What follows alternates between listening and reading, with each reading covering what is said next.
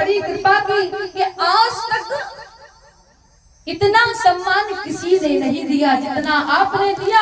हमें आपने भव से पार कर दिया है, तो प्रणाम करता है। और जैसे प्रणाम करने लगा तो राम जी मन में विचार करने लगे। क्या विचार कर रहे हैं? लगता है हमने इसे कुछ दिया नहीं है। और जैसे सुख जी मन में, लेकिन राम जी विचार कर रहे हमारे पास कुछ है भी, अब दे क्या इसको। और जब विचार, जितने मन में विचार आया कि हमारे पास कुछ भी नहीं है देने के लिए, तो जो सीता मैया बगल में खड़ी हुई थी महाराज, पत्नी है, धर्म पत्नी, और कैसी है? बोले सिया ही की जानन हारी और मन मुदरी मन मुदित उतार। जैसे सीता मैया ने सोचा कि हमारे प्रभु के पास कुछ नहीं है, तो जो अंगूठी मैया पहने हुए थी तो उस अंगूठी को ले करके और पीछे से दिया महाराज। और आज की मैया अगर पतिदेव कुछ मांगे तो कहे हमारे पैसे ही पे तुम्हारा ध्यान ज्यादा ले लो, जय देख ले सो जय ले जाओ, यही कहता। लेकिन सीता मैया, बोले सीता मैया रुख समझती है, क्योंकि रामचरितमानस में लिखा है कि सास ससुर गुरु सेवा करे हम। ये सुने ना मैया ने कहा था सीता मैया से, ओ पति रुख लख आयुष अनु सरह।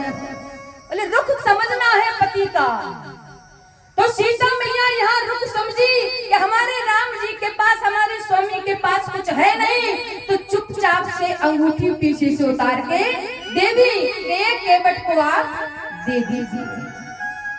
और जैसे ही केवट को दी उस मुद्री को, तो केवट चरणों में गिर पड़ा। और जैसे चरणों में गिर पड़ा, बोले प्रभु आज आपने ऐसा हमें क्या नहीं दिया, सब कुछ हमें मिल गया है, ये उतराई हम नहीं, हमें सब कुछ मिल गया है, लेकिन अब ये हम नहीं ले सकते। राम जी ने कहा नहीं नहीं, ये लो, ये हम आपको बड़े प्रेम से दे रहे हैं। सीता मैया ने भी कहा, लक्ष्मण जी ने कहा ले लो, लेकिन केवट उतराई नहीं ले रहा है। और क्या कहता है, अब की बार अब इसका चयहू, तो प्रसाद में सिर धर लय। अब बताओ केवट कितनी जोरदारी की उधारी कर रहा हमारा। 14 वर्ष के बाद जब लौट के आओ तब जो आप दोगे वो मैं ले लूंगा।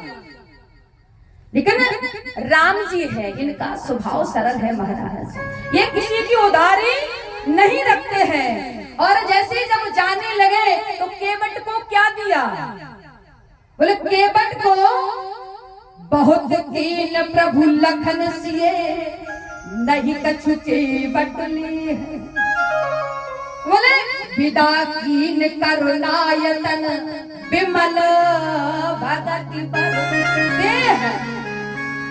बोले राम जी किसी की उधारी नहीं रखते हैं, इसलिए केवट को क्या दिया? बोले विमल भक्ति का वर दे करके भगवान जो है गंगा जी को प्रणाम करके आगे की ओर प्रस्थान करते। बोले राघवेंद्र सरकार की जय हो, भक्त भगवान की जय हो। इसी के साथ बाड़ी विवरण अब आप श्रीमद् भागवत कथा का श्रवण करेंगे। तो 2 बार भगवान का संकीर्तन, फिर आप श्रीमद् भागवत कथा का श्रवण करेंगे सभी लोग। तो बोलिए राघवेंद्र सरकार की, गुरुदेव भगवान की, हनुमान जी महाराज की जय जय। 2 बार भगवान का संकीर्तन। कि दीवाना बना दिया हमें, मस्ताना बना दिया।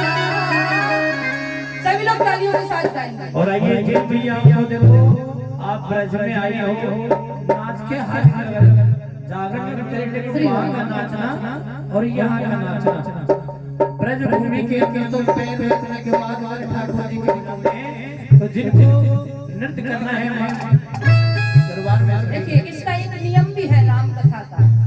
राम कथा सुंदर कर तारी और संशय व्यग उड़ा बनहारी। ये प्रमाण सहित बात है महाराज, कोई इधर उधर की बात नहीं है। इसलिए सत्संगों में भजन को गाओ, तालियों के साथ गाओ, जिससे तुम्हारे हृदय में जो संशय रूपी पक्षी बैठा हुआ है वह उड़ जाता है।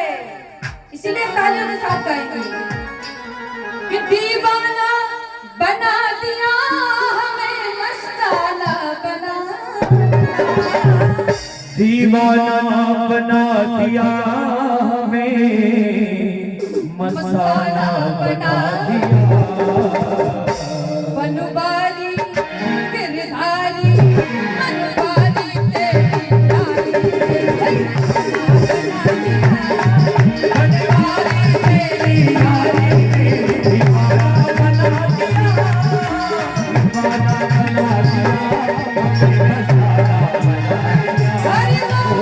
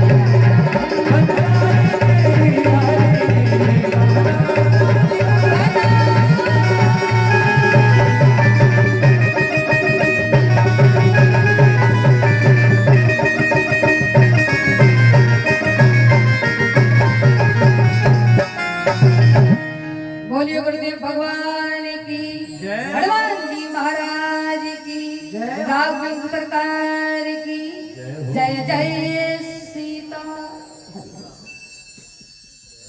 राधे जय श्री श्याम।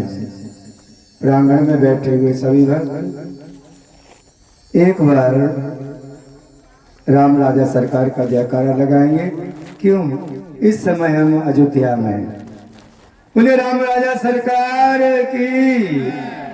अब कन्हैया का लगा लो। क्यों? अब हम ब्रज की ओर चलते